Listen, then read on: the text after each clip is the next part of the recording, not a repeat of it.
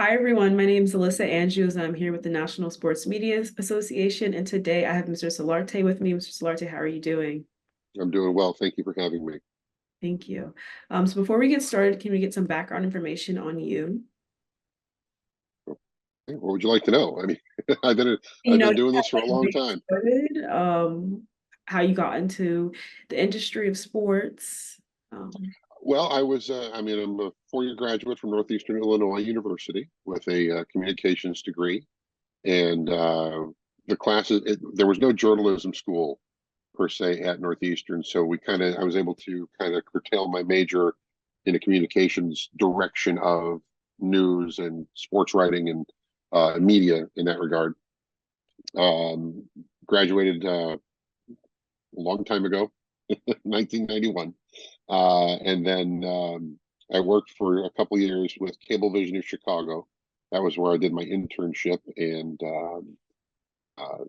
the my boss at the internship is the guy that actually eventually hired me out of my internship into a role there in their production department, and that was basically local. It was called local origination. So we were producing shows, we were shooting, various community events, that sort of thing.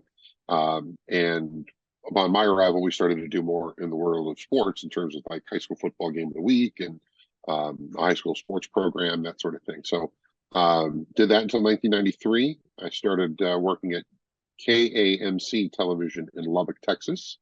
Ron Roberts was the news director. Greg McAllister was the station owner. The McAllister family owned the station at the time.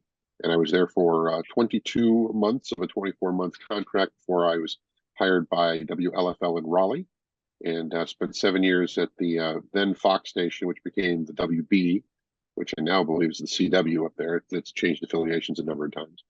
And then in 2002, I came to Charlotte to be on the launch team of what was known as News 14 Carolina. And I've been here ever since. We've changed names a couple of times because we're now Spectrum News 1.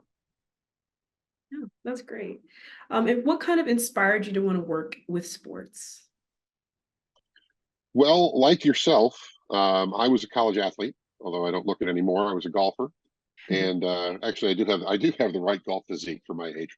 But no, I was a college athlete. I played 4 years of college golf, and I had that moment of realization that I was not going to make it as a player on the PGA Tour, which was my dream. I wanted to be a pro. I wanted to be a pro golfer, but um, when you're not the top player on your team and you can't wake up from a dead sleep and shoot even par, you pretty much know that you gotta have to kind of have to find another way of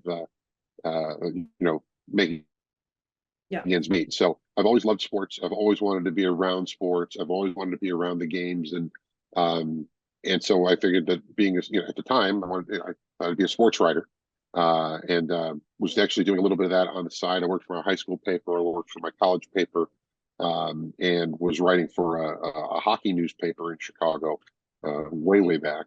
And but then when I got into the television side of things with my major and taking video classes in college, I kind of morphed away from the typewriter and more into the video side of things. And that's where I always wanted to be around sports, always wanted to be around the games because I just love them.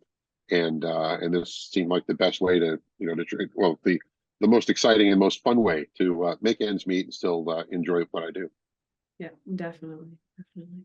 And since, working in the industry, are there any incredible stories you could kind of elaborate on, or just very memorable, funny stories? Oh man, I mean, I've been doing this for 31 years as a career, and I've been to, I just came back from my seventh Final Four. Been to the Masters, covered the U.S. Open, PGA Championship, um, the Super Bowls. I've been to two Super Bowls. I've done a lot of things that are bucket list items for the average fan out there. They'd love to go out to.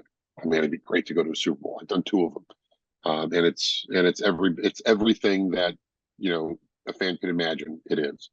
I've had a lot of funny stories. I've had a lot of stories that I would never repeat in that in a form that could be re-aired.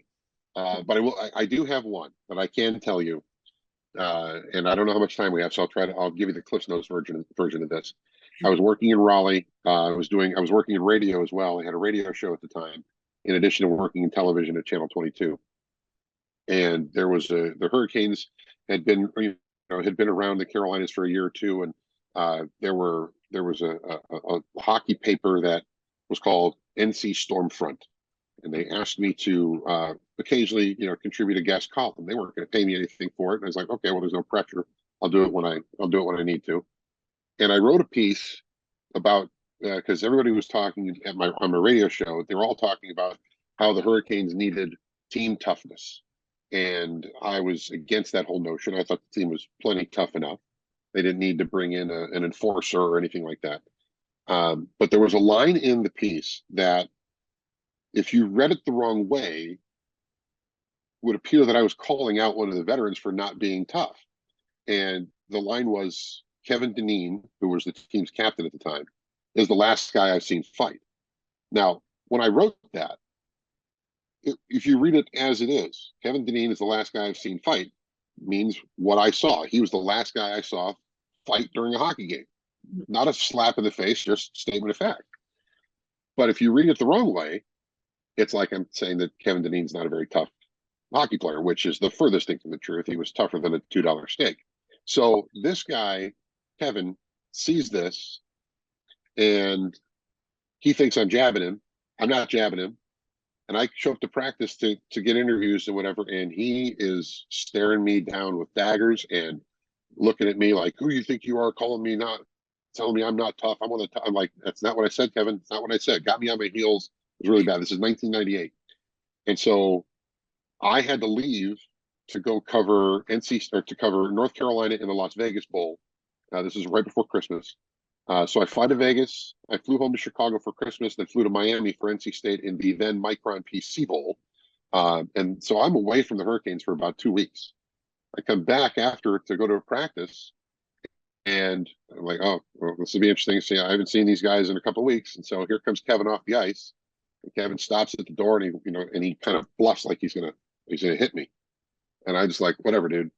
And he smiles. He goes, are you okay? I said, hey, you were the one that wanted to, had a problem with me. He said, oh, you haven't been to the office yet. Go to the office. We're cool. I'm like, okay, I don't know what that means. I go to the office, and there's a Christmas present for me. And I open it up. There's a card. And the card, it says something to the effect of, after a long talk with our PR staff, I came to the conclusion, you're not a bad judge of character, just a bad writer. Hope this helps you. And I open up the gift, and it's the complete idiot's guide to news writing and style. And so so I still have that. I still have that gift from Kevin Dineen, and I'll never forget it, because it was, I mean, I never would have called the guy out, and it was very, very funny that he was so mad, but once he understood what it meant, and we were cool. But we have a good chuckle about that every time we cross paths. That's amazing. And what advice would you give someone wanting to enter the industry? Don't. No, I'm kidding. No, I get asked this a lot, and the advice that I was given when I got in was a lot different because the job is a lot different now.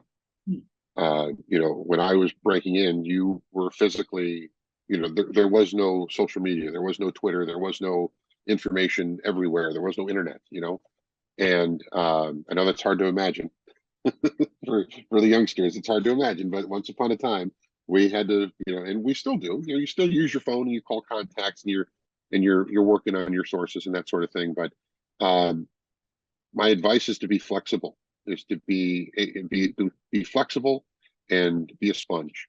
Learn everything you can. Learn everything you can about what the job entails, and then learn more. Because you'll never, no one will ever master what we do. You don't. You just don't master this job. What you do is you work hard. You apply yourself. You maintain high journalistic ethics, high standards. You do the job the right way, and then you lather, rinse, repeat. It's a nonstop commitment, and it's very rewarding. It's a very rewarding commitment because when I go home at night, I know that I've put in a good day's work, and I've done my job of informing and to a certain degree entertaining, but I've had to learn a lot of things along the way, and a lot of different ways in order to do the job. And so, don't think you've got it. Don't think you've got it down, because it's always changing and you're always learning. And as long as you keep an open mind about new changes and things that are coming down the pike, you'll be in better position to handle those things, and you'll have a great attitude to do it. Yeah, yeah, definitely. Well, congratulations on your 2024 National Sports Media Association Award, and thank you so much for allowing me to interview you today. Alyssa, it's great talking to you. Thank you for having me. Thank you.